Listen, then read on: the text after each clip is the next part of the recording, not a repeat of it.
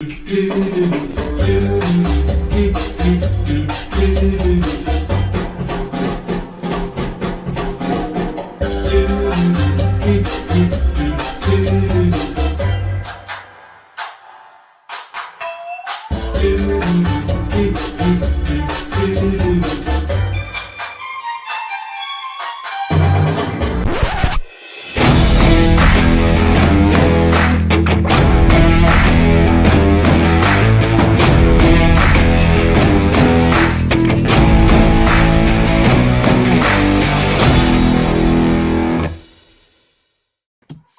want to play that last clip over and over and over again, you know?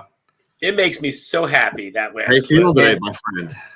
How you doing, Emilio? Well, I'm doing good, you know? I had the allergies, I think. It's the first time in 45 years I caught the allergies. Yeah, I used that's not to, good. The I would, allergies. back in the day, I would make fun of people. They'd be like, oh, I couldn't go into work yesterday. And I'm like, why? You were sick? No, my allergies. And I was like, get out of here. I didn't realize that was like having the flu. Jesus Christ. Well, who just said hello, people? Bring that up, Jay. Someone said hello, people. Avi's like coming every week. Avi, you're awesome. Avi's a good dude. He supports. I love him. Oh my God, Michael Davis. You go way back. Way back. Way back. Well, you know what? I'm gonna get right into it. Can you do me a favor just to play along? Can you like ask me a lending question first, if you don't mind? Because I want to give a market update, but I want to pretend that you're going to ask me the question so I can answer. Well, listen, I mean, I'm going to go right at you. These rates are so volatile. Oof. So you want me to give you a market update? Yep. All right. Well, I'm going to thank you for asking, Emilio. Sure.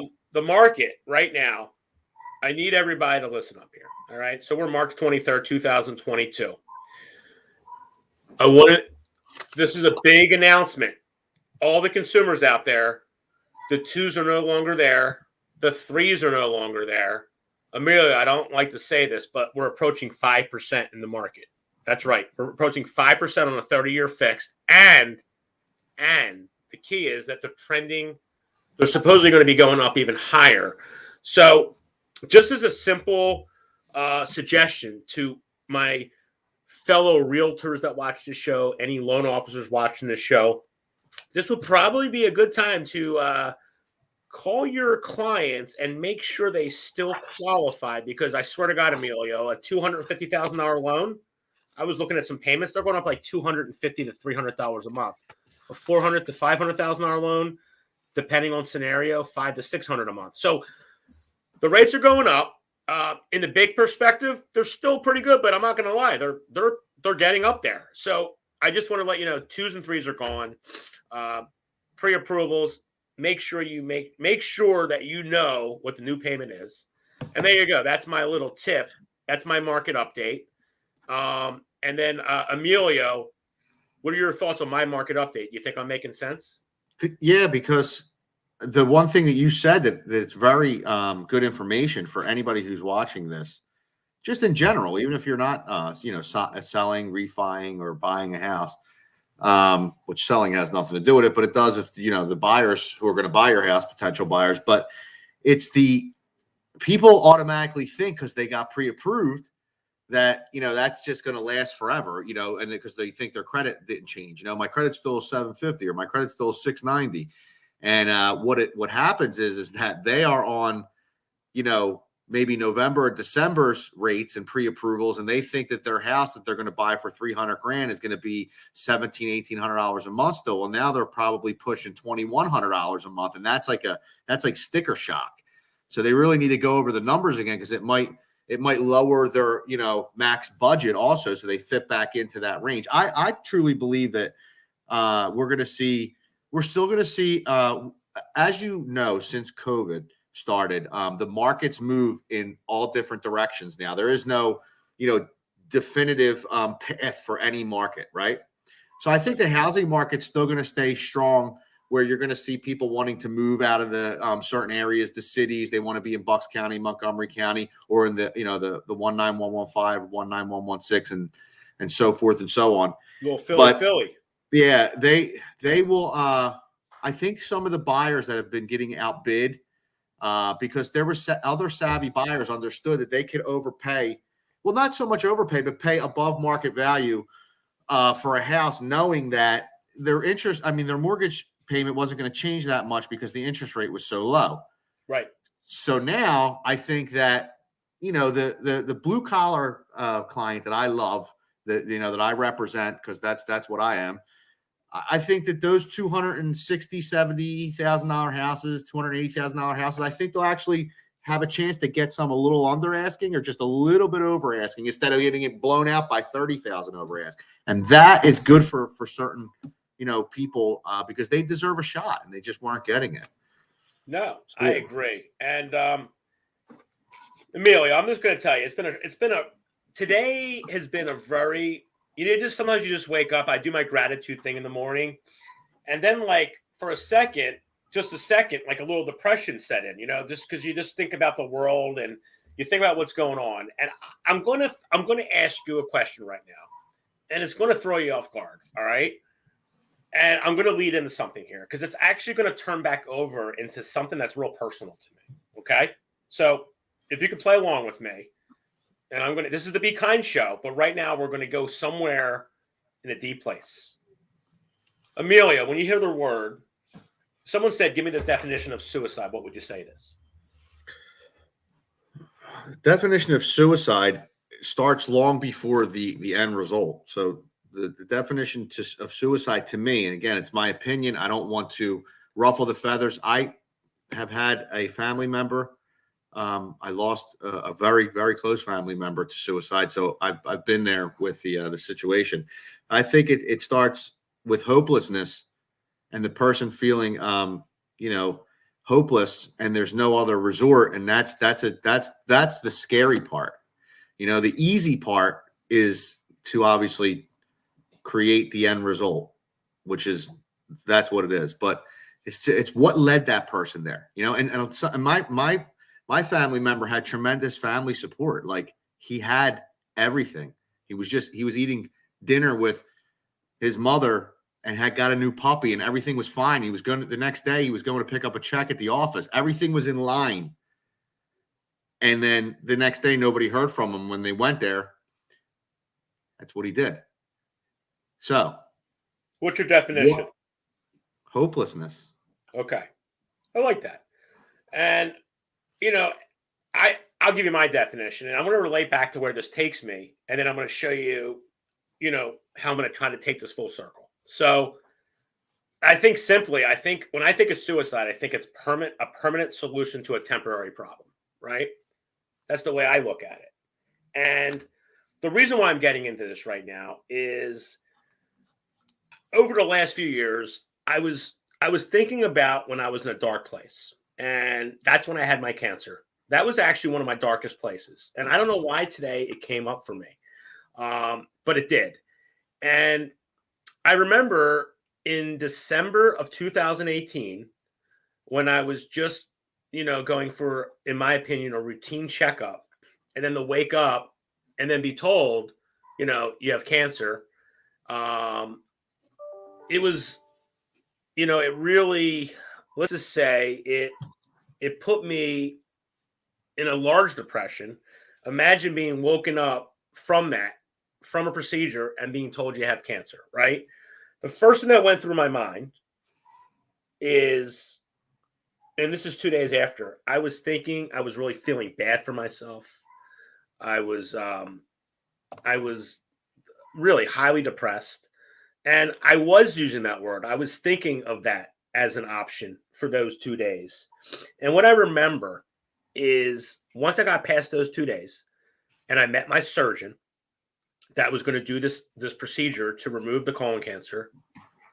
And also, I went through, I talked to the oncologist and we had a game plan. And all of a sudden, I went from feeling bad for myself and feeling depressed and feeling like I just don't want to be a part of this world anymore to someone that wanted to fight this like nothing I've ever done before. And what I learned from this and what I want to bring to our viewers is in this world, I'm reaching out to you personally. Yeah, Chad Naxon, I'm being real. This is to you personally. If you are hurting, okay, if you're feeling that you're going to do something stupid, or you think you have a tough situation, I'm serious. Comment, call me. Let's talk about it. I'm literally bringing it out today. That's what I'm bringing out today. I'm making it real. If someone's having a silly thought, because what I did, I always joke, Emilio, about my hair, right? Like my hair is my biggest asset. But really, I lost all my hair when I went through my cancer, and I didn't know if I was ever going to get it back. And truthfully, what'd you look like? You got any pictures of yourself looking like a bald I eagle? do, and maybe one day we'll show it. And it wasn't pretty, but let me tell you something. I'm blessed to have my hair, but truthfully, I'll take no hair and be alive.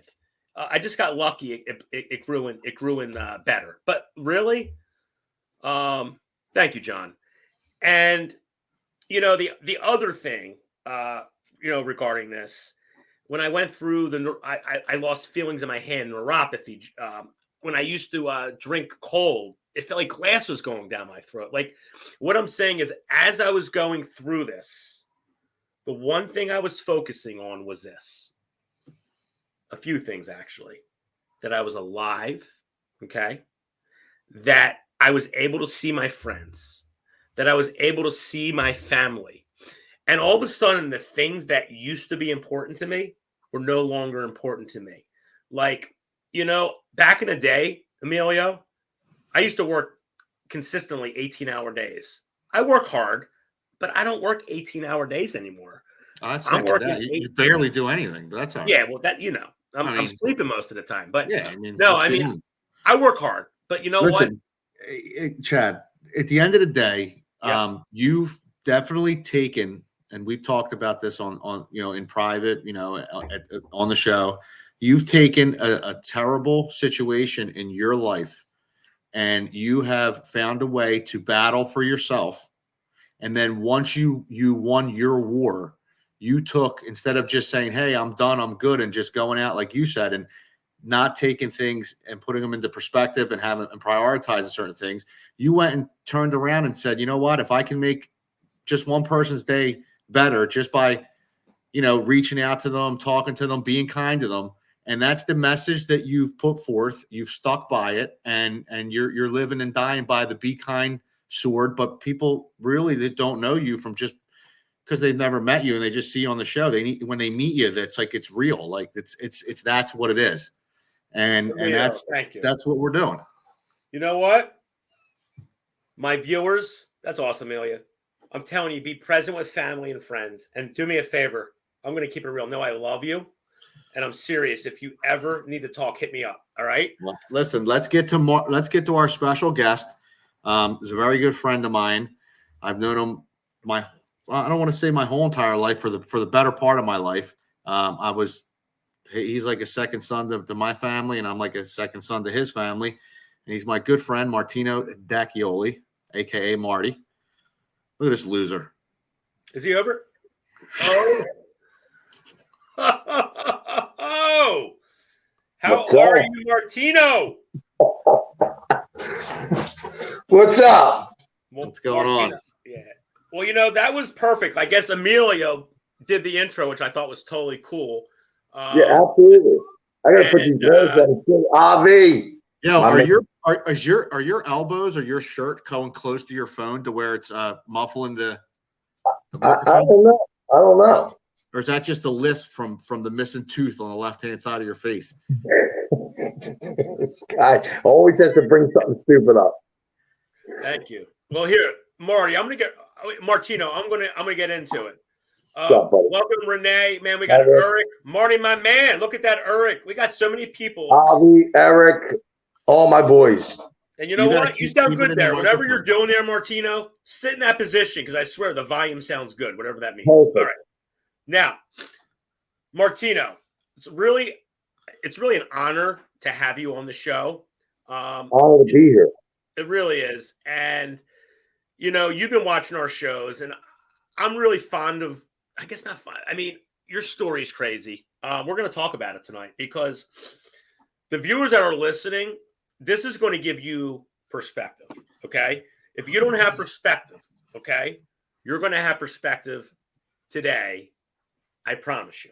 Okay. And Martino, how do you pronounce your last name? Is it Dacchioli? Dacchioli. Dacchioli. Did I do that? Dacchioli. Dacchioli. Dacchioli. Dacchioli. I'm going to ask everybody to share this program right now. Share it on your Facebook, because I think that everybody knows the story, but they don't know the story. And if you don't know, you're going to know, because Marty's kind enough to come on and tell everybody what he's been through, what I've been through with him. And if I went through it, and it's not my family per se, blood, what he went through, I don't know if anybody else can handle it. And then he'll get to tell you why and how he still, gets up every day and does what he does, and, keeps it moving. So, I mean, yeah. Mark, do you want me to start it off and then you continue with it? If you want. I'm ready. By the way, everybody, Martino I like to call Martino is shy, number one. Everybody's going to need a cigarette after this show. Yeah, so I don't think Martino will be the poster child for the Just Say No to Cigarettes campaign. But that's not why Martino's on the show. Martino's on this show to really – this is all about you. You know what, Martino? I'm really just excited to see where this goes, because there's so much camaraderie with you and Emilio. You have such history that I'm going to learn some things today. Long time. Like, do me a favor, Martino. Are like husband and wife. Tell us what the heck you went through. Tell our viewers your life experience. Oh my God. Jesus. This is the last segment. Shit. We're going right to the first segment. That's Halloween. That's Halloween, like 2005. Well, was that Halloween? No. 2005. You're right, because my son was like a year old. Well, Martino, Eric just said we don't curse here. Not. He said you're an effing legend, okay? Eric's the man. Yes, Eric is the man. Me and Eric go way back, too. Martino, give us your background. Tell us what's going on. Tell us, just give us a story. It's all you, man. Let's do this. Emilio, you want to start? How do you want to start? You want to start it off? Because he's good at starting things off. He is. Emilio is the greatest storyteller, and I'm going to be doing a lot of listening. And dude, he's the best storyteller. That guy should be at Walt Disney. Emilio, I'm going to ask you to run with this right now. You know what, Emilio? This is your hour. Run with this right now. I'll just jump in when it feels right. So run. I would say we start right before my birthday, right? 2021, November. Mark? What's that? Yeah, what was the question, what would you say? 2021, November, right before my birthday, right?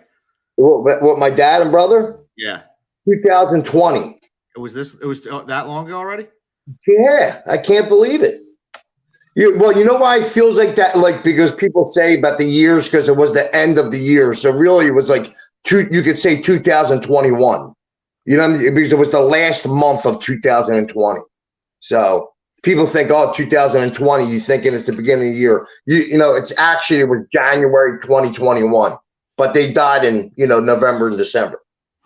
So 2020, right before my birthday, all the everybody we're lockdown mode basically the whole summer, and nothing's really open except for necessity items. And we his dad was real cautious about it because of all the stuff really kind of started in Italy in Milan, and his fat Martino has family over there still, like I do. So in Italy, we're like the town over from Marty.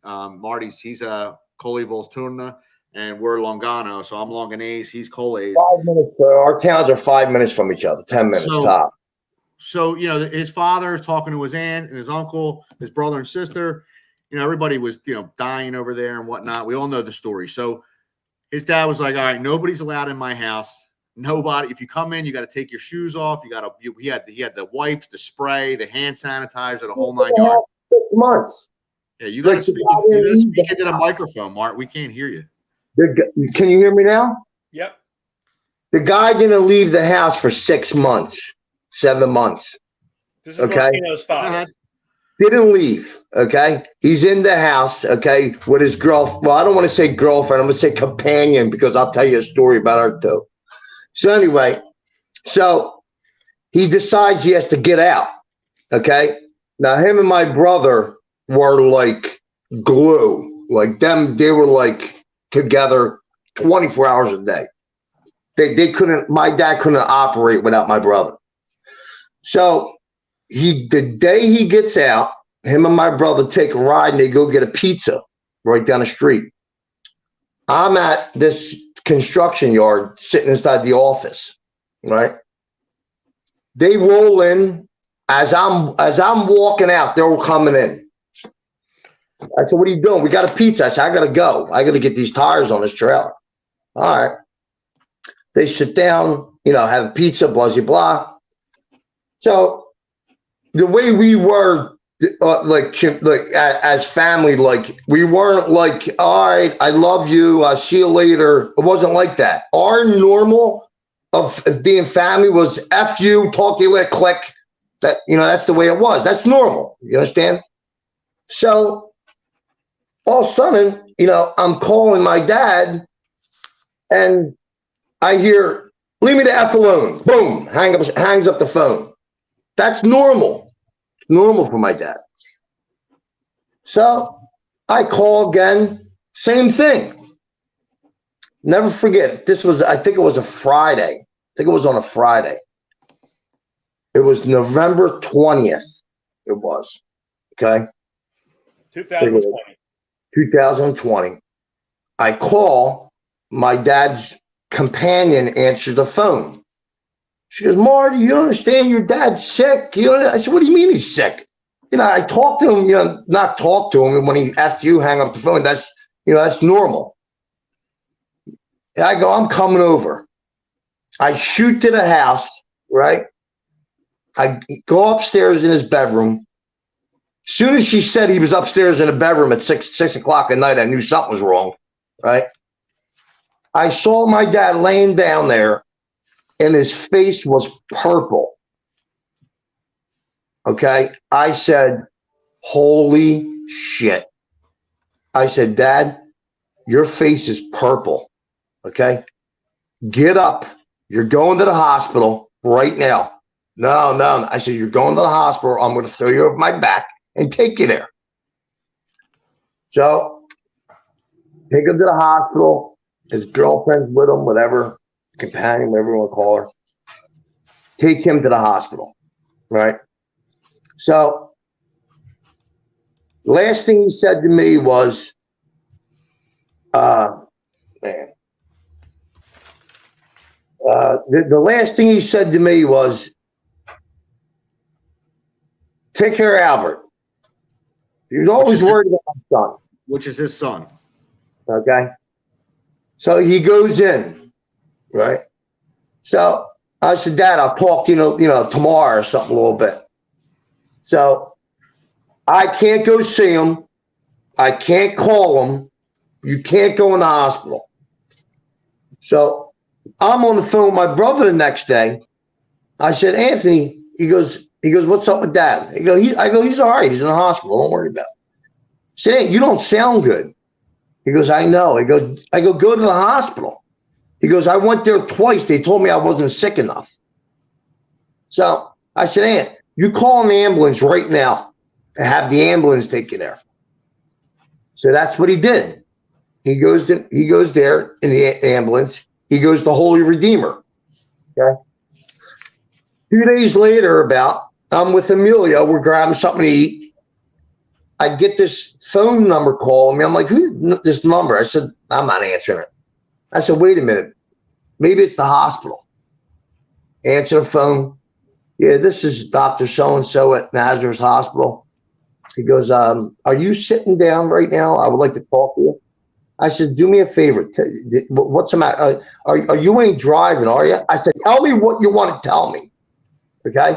Where's my dad? So he goes, he just code blued. I said, what's code blue? I know code red's bad. What code blue? I didn't know what code blue meant. So his heart stopped. I just dropped to the floor. Emilio turns around, looks at me like, I said, Emilio's heart stopped. Right? So I run to my car, okay, leave. We were out to eat somewhere. He had his car, I had mine. I hop in the car. I'm flying down the boulevard, both windows down, okay, because I'm sweating now because my heart's pumping out of my chest. I'm on the phone with my wife, well, ex-wife, whatever we're going to say it. She's like, calm down. I'm screaming. I'm like, he's going to die. He's going to die. He's going to die. She goes, calm down, she's saying. So I'm over there. The phone rings again. I said, it's the hospital. I go like that, right? She goes, answer. All of a sudden, everything went quiet. I didn't hear her. I didn't hear the wind. I didn't hear nothing, okay? I saw my dad in the windshield of my car. Martino, let it go out. This is an honor to your dad, okay? And he was just looking at me like with a look like it's going to be all right. So I answered the other line, and the doctor said, your dad just code blued again. And I said, my dad's dead. He goes, no, we got it back. We got him back. I said, he's dead. So meanwhile, I just slow down because I know I can't go in the car in the hospital. I'm talking to my ex-wife on the phone.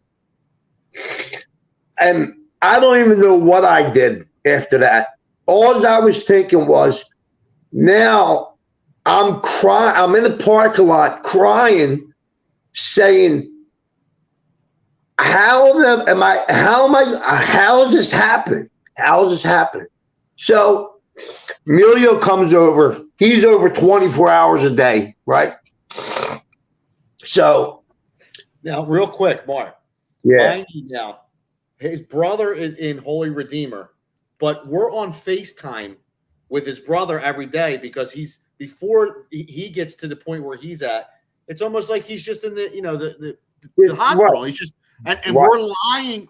we're lying to his brother about his father so he doesn't get sick. Right. And have a heart attack over knowing his dad. So every time he asks, I mean, they're literally attached to the hip. That's to the head. and he's Right. calling like, yo, Emil, Mark, Yeah, did you see that? Did you see Daddy? And we're like, oh, he's good, and we He's talked to him. good, right. Yeah, he's fine. Everything's We're lying good. our asses off to make sure he don't have a stroke over his father. If I would have said to my brother, Daddy code blue, my brother would have dropped dead right there on the spot. You know what I mean? Because my brother was my dad's he drove my dad around everywhere. You understand? So, okay, I get the phone. I'm talking to my cousin David. He's a doctor. He used to be a doctor when the Cancer Treatment Center of America was open. He was my cousin was the doctor there. So he's telling me about my dad. He's like, talk to the doctor, and your dad, is not doing well and stuff. But I'm on the phone with the doctor trying to, do stuff. So the doctor calls me the next day saying, your dad has 105 fever. It's not going to go down. It's going to get higher. And his organs are going to start shutting down tonight. And we just want to get your permission to shut the machine down. So I said, hold on. I got to call David, my cousin, on three-way. Call my cousin. I said, Dave, I got the doctor on three-way. Okay.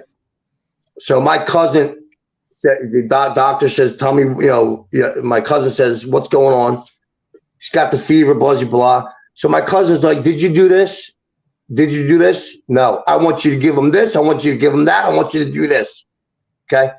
Call Marty in the morning. Thanks, Dave. Get off the phone. The next morning, I get a phone call, 8 o'clock in the morning. Now, this is the doctor that said that he's going to expire that night. Next morning, I get a phone call. Your dad don't have a fever no more. I'm like, what? Like, what's going on? You're like, what? So now my hopes are starting to get higher. You understand? So, make a long story short, not to get into too much detailed hospital, my dad passes, okay? And we're setting up for the funeral, right? My brother's in the hospital now on the ventilator, okay? Now, my brother was the type of person, he was scared of the dark. Like, you know what I'm trying to say? He was like scared of the dark. And I can only imagine what that kid was going through when that nurse said, we got to put you on a ventilator. You know, I can't be there next to my brother to hold him, to say nothing. Like he was by himself, you know? And I remember one time I was having chest pains. I said, Aunt, I think I have to go to the hospital. And he starts freaking out. He starts running to the hospital. He's, Mark. He said, Mark, don't die on me, Mark. He goes, because who am I going to have if you die? And I said, I said, you're always going to have me. Don't worry about that. You know? And I'm just breaking this out. My mind's going in 7 different directions right now. All right. You're doing good, actually. Wherever you need to go, let's go there. It's fine. So, you're doing good. So anyway, my brother's on the ventilator. My father, passed away. I'm setting up for the funeral, and I'm making a picture board for my dad.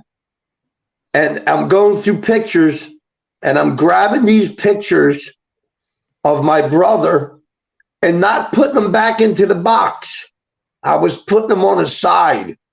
And I said to myself, I got to save this for my brother's picture board. Because I knew it just something, I just felt it. I knew it. I just knew it. So we have a funeral. My dad passes away. We have the funeral. Okay. And I'm crying my eyes out at nighttime when I'm by myself saying, how am I going to tell this kid that not only daddy's gone, that the funeral's over? How am I going to do this? So they medevac him out of Holy Redeemer down the Penn. He's on an ECMO machine and a ventilator, 100% on each one. Okay. By the way, in the beginning, let me tell you this. When my brother and dad both went in the hospital, their oxygen level was 51%. The doctor says, I don't even know how you're walking. So anyway,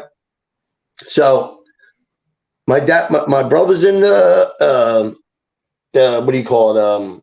University of Penn on the ECMO and the ventilator. ECMO and the thing, 100% on each machine. Doctor calls me every day to say we're gonna lower each machine 10%. I said, okay. I get a phone call, 90%, 80% the next day, 70% the next day.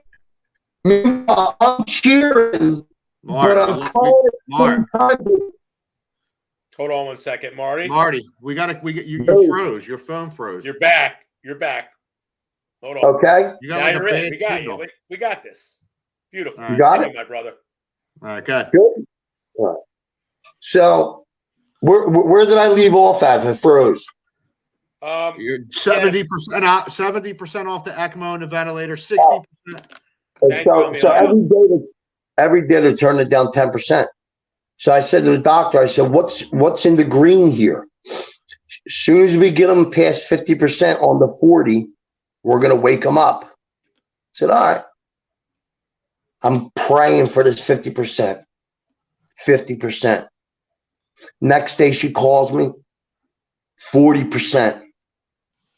Now I'm cheering, telling everybody he's going to make it.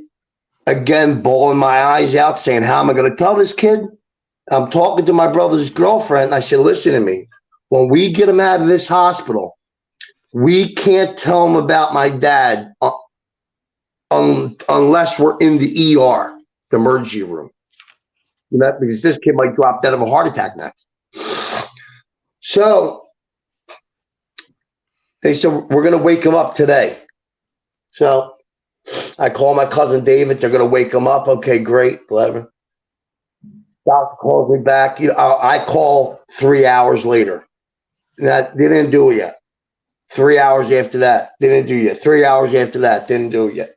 We're going to wake him up tomorrow because he's heavily sedated. I said, all right. So next day, we're going to bring him in for a CAT scan. I said, all right. I don't know nothing about this. I called my cousin David. I said, Dave, dude. He goes, did they wake him up? I said, do you want to bring him in for a CAT scan? He said, uh-oh. I said, what's that? He goes, Mark, listen, I'm not going to beat around the bush. He goes, your brother's like a brother to me. We hung out all of our lives. He goes, get ready to lose a brother. He goes, I'll call the doctor on FaceTime. Now, when you catch a stroke, my cousin David says, when they do a CAT scan, there's a little part of your brain that has like a cloud in it. It's a cloudy. You understand? Well, my cousin David said when he saw that CAT scan, the whole brain was clouded. He caught such a severe heart attack or stroke, whatever it is, that it didn't even register on the machines because he was so heavily drugged. The machine didn't even let the nurse know that he was having a heart attack. How does that happen? No idea. So I lose my brother. I thought me and him will I always said to myself, you know, anything happens to me, I got my brother. Anything happens to him, he's got me. You know, but we ain't got nothing to worry about, you know. So 3 months before he passed, the last time we worked with each other was at Longview Cemetery. And we worked on this road, right, where this blacktop was. And when I went to go get the plot for my brother, okay, because when my mom died of cancer in 2012, my dad bought one next to my mom, okay? She didn't want to be in the ground. She wanted to be in the, mausoleum they call them? Right. Yeah. So I went there. They said, we can't put you, these are all taken, you know, but we can, you know, have a spot on the other side of the cemetery. I said, you want to know something? I said, if I'm going to bury my brother, I'm going to bury him right down the street from my house. So I can go there every day. I don't have to drive 45 minutes. You understand? Don't ask me why I chose that way. I just felt comfortable doing that way. All right. So I go there to the cemetery, and the guy goes, here, I'll show you a couple spots we have. I don't know how it's just coincidence or if this is my brother. The spot he takes me to is right next to the tree me and my brother had lunch together the last time. That just blew my mind. Like, I was like, the guy's like, what's the matter? You don't like it? I said, you have no idea what's going on right now in my head. This cemetery is like 40 acres big, too. Like, the chances of going to this spot where they last worked on the blacktop, it's like slim and none. It's impossible. You know? So I take him there, okay? Pick the spot out. Of course, I buy mine, too, because I'm going to be with my brother. All right? The day we buried my brother, this is when I go back to my dad's girlfriend. I don't call her girlfriend, companion. She comes to my house, my dad's house. And you know the way Italians are, they keep money in their suit jackets and shit. She comes here, she goes in his room, steals all of his suits, all of his gold, and steals his work truck out of the driveway. You know the episode has to have a little humor in it. There's the humor part. Can you believe this fucking shit? Like, I'm burying my girl and they're breaking in my house. Day trading? I thought you're like locked in 24/7. How's Emilio not with us?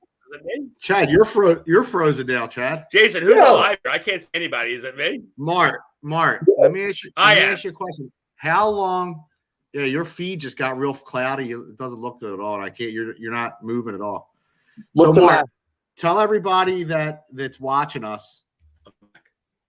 Yeah, for real, Chad. You're all messed up, bud. Yeah, Chad.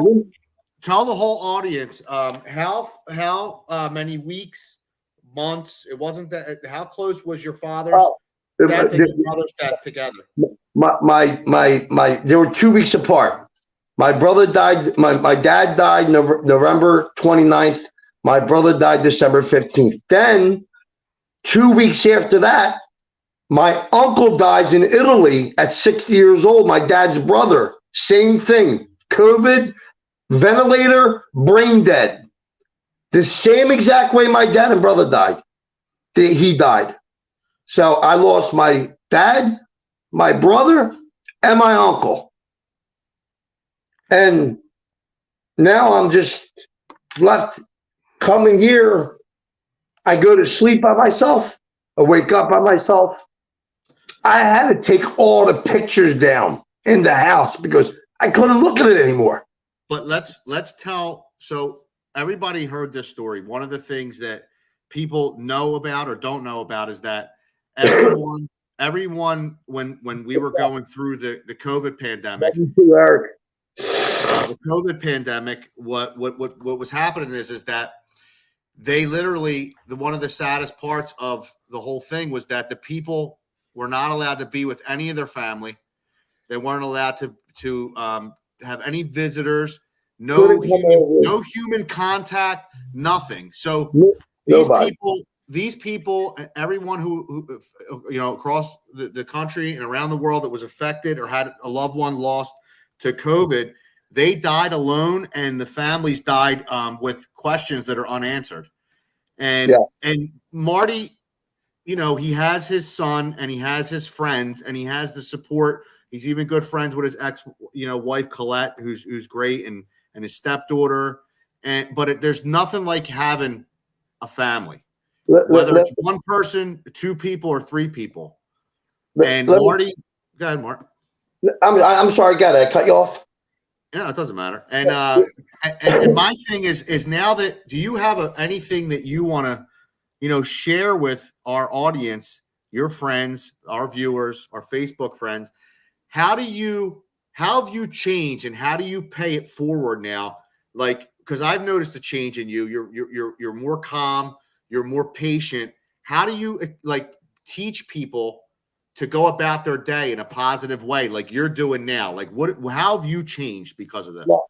Emilio, that's a great question. Take it away, Martino.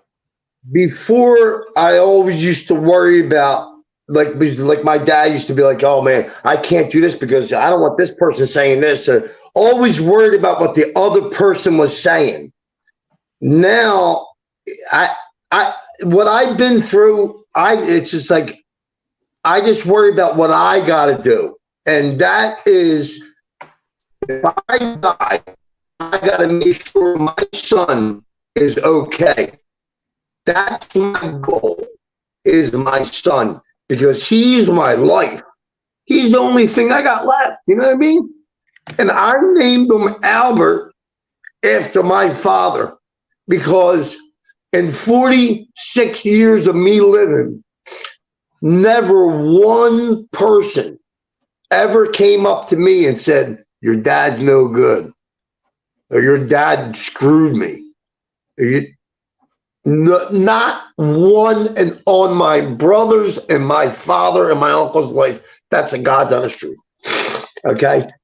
And I named my son after my father, because I wanted him to carry on my father's name.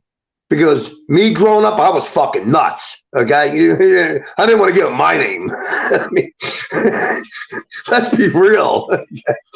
So, but the thing is you know, having good friends and good family support, okay, that's what I needed, and not many people stepped up, okay.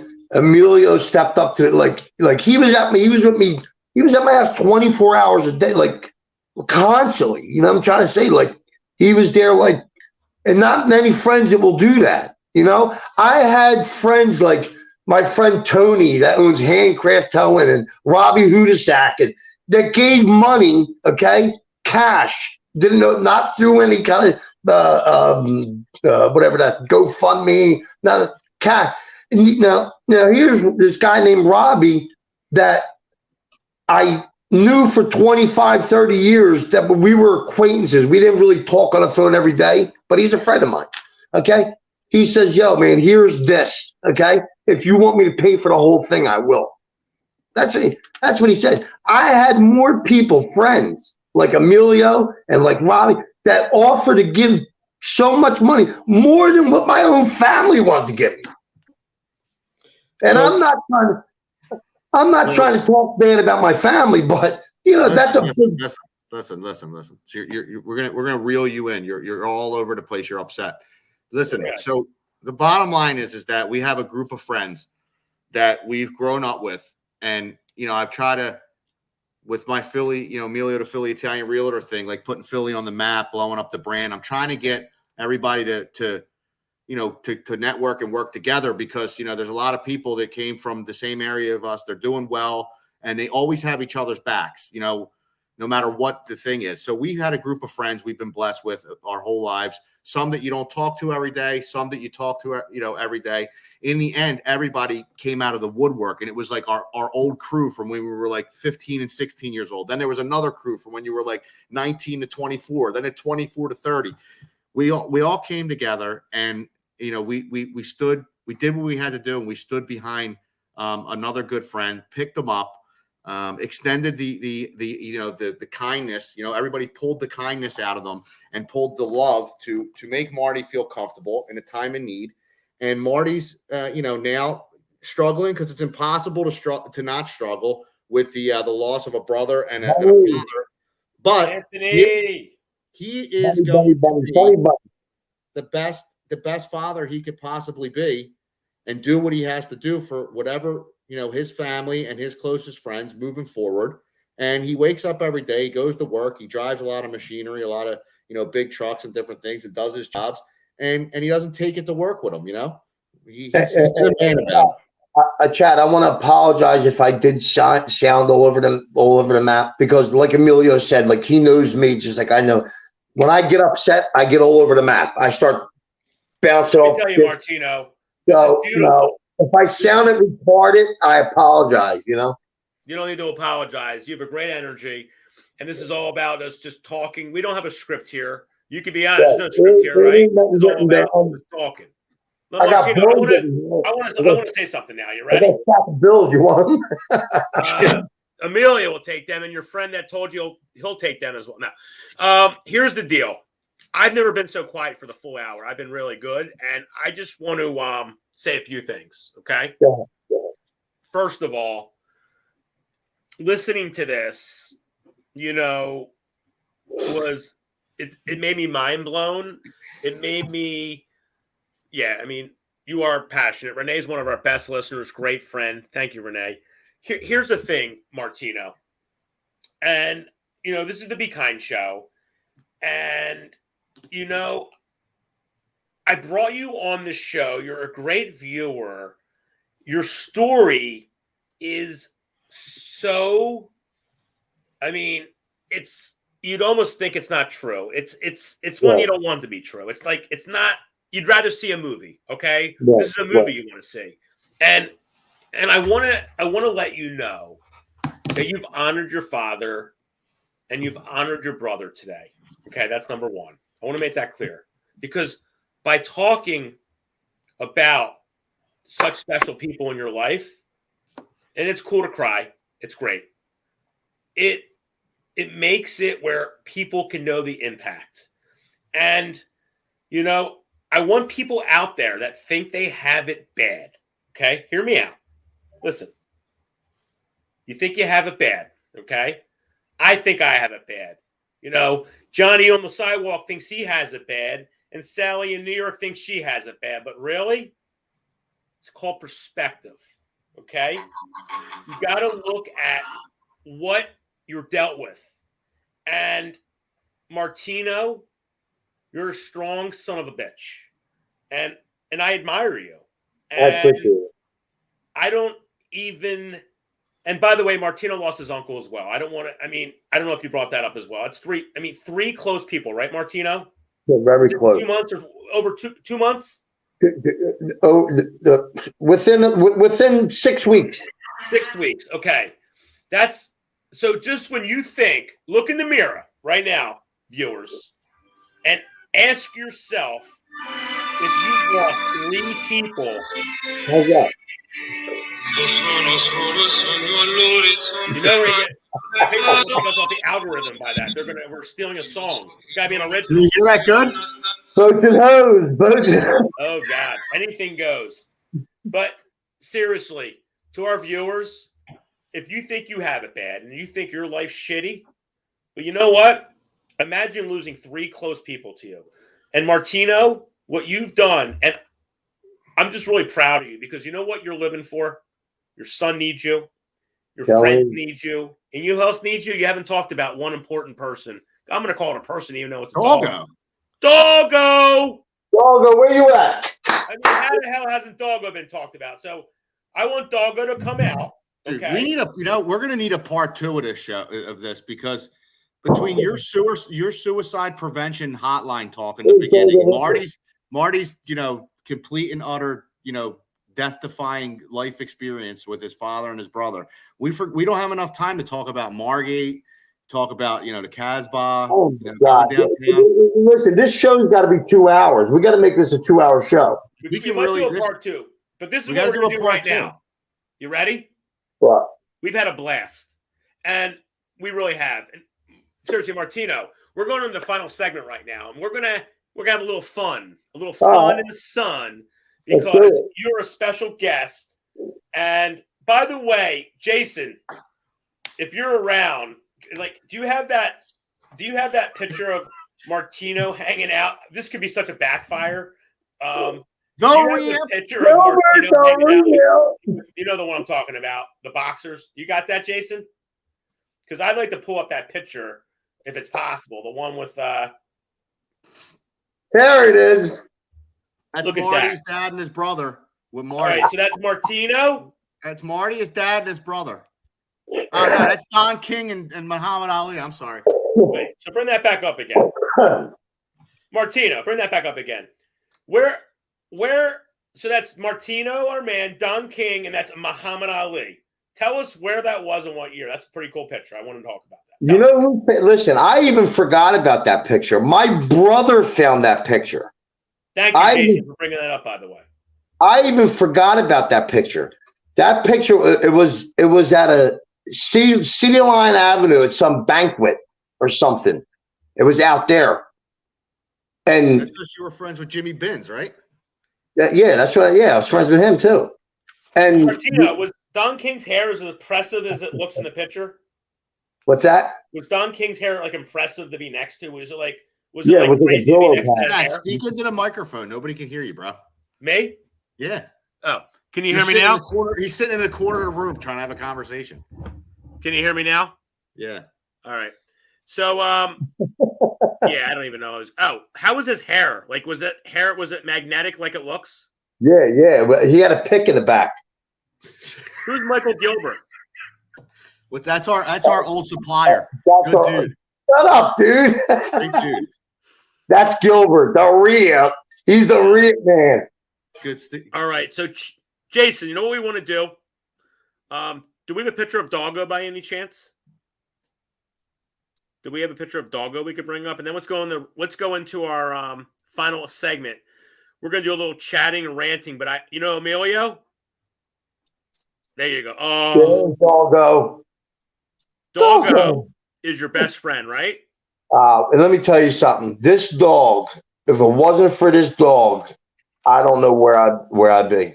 I don't know. I really don't know. She's scratching at me right now. Like, come here. What do you want? She's a great dog. Love you, doggo. It's the best. That's awesome. Hi, doggo. You know what, Jay? Put doggo up on our own. Take us out. Just put a Martino in by himself with him, this doggo. Let's give them like a solo shot. There you go. Look at that. It's all you, Martino. Hi, doggo. Hi. There's Kelly. Hi, Kelly. Kelly loves you. Kelly always on doggo. Love you, doggo. All right. Jason, are you ready for our final segment? Let's do it.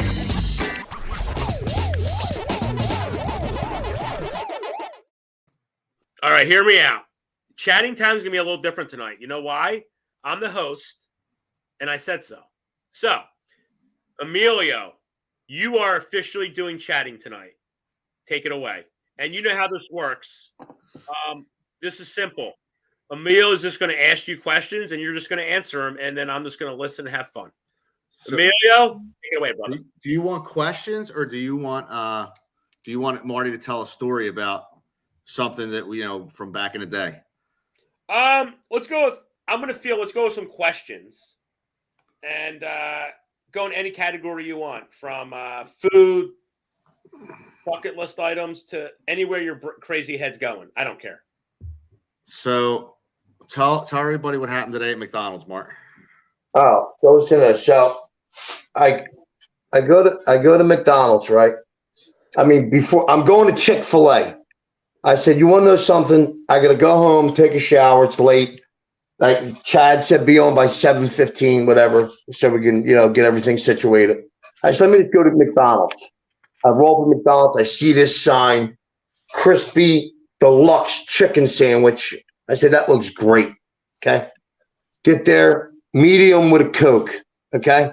And give me a 10-piece nugget for Doggo. Doggo loves nuggets. Okay. So I roll up. She hands me the bag and the soda. I says, can you put some ice in this? She goes, we have no ice. I knew, Doggo. It was at that moment that Marty knew that he was I going was to get. food. Okay. Now listen. So I pull over in the parking lot. Okay. I throw up. Okay. Just about after I ate that garbage. So I'm driving home. I said, let me drive by this job 2 blocks away. Okay. Where I got to do this blacktop job at, right? So I look up in the driveway. I'm like, where's the friggin' asphalt roller? I knock on the door. The lady goes, I don't know where it's at. Someone stole my roller. Come. Not only did I get screwed at McDonald's, someone stole my roller. So now I'm out of a roller. Well, things happen in threes, Martino. So you got something else happening. You got a couple more hours before the day's It happened in like 50s this year, so I don't know. All right, here's the deal. Emilio, ask him a food question, please. Favorite cheesesteak? Because you're weird with cheesesteak. He's weird with cheesesteaks. Geno's. Really? See, Geno's. There's still a person out there that loves Geno steaks. No Steve's. All right. This is the best. We're embarrassed, but Emilio and I just went to, let's say, Emilio, where did we just get a cheesesteak that was, as you would say, out of bounds? Dude. Steve? No, Maggio's on second. Maggio's in Southampton, PA. Holy shit. Listen to Was me. it good? Me and Chad were like making love to these things. We were like, like dipping. The onions would fall out with the cheese. We would scoop them out with a French fry and eat them. It was off the Stop talking about it. You're still open. Listen to me. We should actually go there tomorrow and get them. Since you mentioned food, you know what just popped up into my mind? I remember I met this girl named Robin, right? I'm in Margate. I'll make it real short. I'm in Margate. She has her mom and dad have the high-rise apartments right next to the greenhouse, right? So I call Emilio on the phone. I said, yo, dude, all these girls are walking around with thongs. I call Emilio on the phone. I said, yo, dude, you got it. But he's in Wildwood at the time because we were always going to Wildwood. I go, yo, dude, pack your freaking shit and come to Margate. He goes, Margate? What are you, nuts? Yeah, I go, dude, you have no idea what's standing in front of me right now. And he came to Margate that year and never left. And that's how he started the building. Everything started from there. That was it. Yep. Well, I'm going to go ask a question. I love it. At your cheesesteak, what are you putting on it, by the way? American Wit. There you go. Standard. All right. Standard. Martino, Me. I want to let you know you've been absolutely, loving it, loving it, loving it. I'm going to ask you I really want you to think about this, okay? Mm-hmm. I want you to think about this, and I want you to take your experience and and I want you to take that's behind the scenes. I have a little comment from my viewers that our producer just put in there. He just made me laugh. Okay, so here's the question, Martino. Find something that you could tell our viewers, a takeaway, a positive takeaway that you've experienced after all the tragedy. What? Where did that come from? I have no idea. A positive takeaway to tell our viewers. You want to know something? Never go to bed without telling your husband, your wife, your kids, whatever it is, that I love you. Never leave without saying I love you, because you never know when the last time that you're going to talk to them. You never know. I mean, look what happened to those 2 state troopers and that guy or that girl the other day. Got killed by that lady. That was. And they pardoned her and did her a favor because there was a more urgent call up the street. So they actually had her pulled over.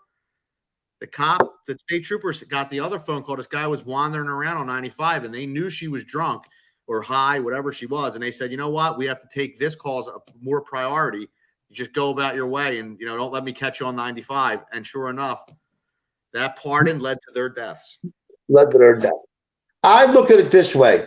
When you're born, God has a date already. That's the way I look at it. Other people may not. I look at it as when you're born, your date's already set. So I should have been dead 25 years ago. I mean, racing Mustangs down South Philly, doing 150 miles an hour. Okay, partying at Casbah like rock stars. I mean, when we went out, we went out. Okay, it was not like we just went out on Friday. We called each other Saturday morning. We went out on Friday. We saw each other on Monday. Martino, you did a great job. You exceeded my expectations, and that's a great answer. And the reason I asked you is because those are just some great things to utilize in life. Tell that person you love them. It's really important. Emilio, my friend, I want you to keep it positive now. You only have the positive lane. There's only positivity. I wish we had more time. I want Emilio to come out with something dazzling and positive right now. Anything, and then I'm going to wrap it up. Well, like I said, I think that it's a cliche that everybody says. Make sure you tell everybody you love them or give them a hug because you never know when it's you're not guaranteed. You're not guaranteed tomorrow, and everybody has all these cliches and different things, and I think that they get taken for granted, and I think that everybody should. I've said this before. Take into consideration how important is it that you're holding this grudge against somebody, or how bad could it be that you haven't talked to a loved one, a friend, or whatever for extended periods of time. Yes, there's certain circumstances where things are above and beyond your control, and you have to. Life is what it is. You know what I mean? Like you can't fix everything. There's a lot of things that I think we have Tourette's. I think that people we start again and really, take it. If they got a lot of bullshit, a lot of dirty, laundry to air out with somebody, go do it, get it over with, and you know what I mean? Enjoy your life. Hey guys, small shit. Let me ask you a question. What? Can we just do a group hug, all of us? Come on. Yeah. Come on in. Come on, Amelia, play along. Group hug time. Come on, Amelia. Squeeze. All right, it was great. We'll see everybody next week. We're going to have Luther Vandross on, so he'll be our special guest. If we have Luther Vandross on, that would be really weird because I don't think he's around. It's little Luther from Sweeney's, not Luther. Oh, little. Big Luther. Yeah. We got to do a part 2 because we got so much more to talk about. That's Wow. all. Look how ripped we were. We were working out, going to the gym, so we were great, good-looking guys. And look what Martino, happened. did you have fun today? I had a blast. Are you kidding me? The time went by so fast. I can't believe it's been more than an hour. Dude, it's a blast. You're a blast. And I'm I'm going he's to a take us blast. out He's with a this. blast. All right. I opened the show up a little on the dark side, but the meaning of the show, I wanted people to understand, the element of life right now in the world is really, let's call it what it is. A little effed up right now. A lot effed up. Thanks, Eric. And Eric, I think Doggo needs to see Eric for some really good treats. Yeah, Eric, I need some treats, man. Doggo is going crazy. I need some of your treats. Yeah, I mean, $14.95 a bag, Mark. You can get as many as you want, right, Eric? Get Doggo to Eric because those treats are the real deal. All right, but anyway, let me get back to this. I'm being serious. Part 2, right, dude? My whole We'll have him on the tonight. We're gonna have him on the next Let's Be not High talk. show. Let's not talk. My whole message tonight is problems are just that, problems. They're temporary, okay? So whenever you're in need, just remember,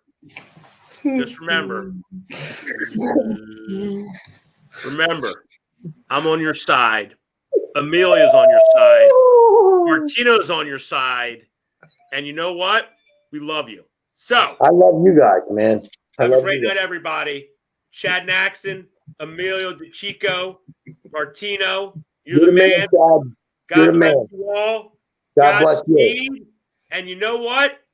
Tonight, make sure to tell someone that you love them. Over and out. That's right. Be out.